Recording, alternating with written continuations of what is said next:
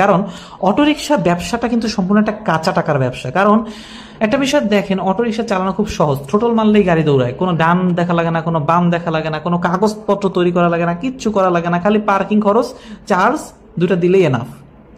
সরকার যদি একটু কষ্ট করে রেট দেয় তাহলে সরকারের কিন্তু প্রচুর পরিমাণ বিদ্যুৎ বিল বেঁচে যাবে।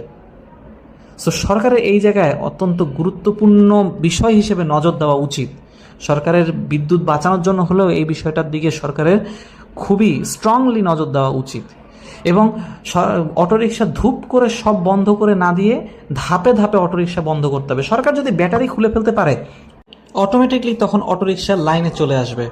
কারণ তখন কিন্তু এই যে অটোরিকশা তো অটোতে চলে, প্যাডেল চালিত এই কষ্টের রিক্সা অনেকেই আছে চালাতে পারবে না। কারণ এই যে অটোরিকশা যারা চালাচ্ছে তাদের কোনো না কোনো স্কিল আছে, একবারে নন স্কিল মানুষ খুবই কম।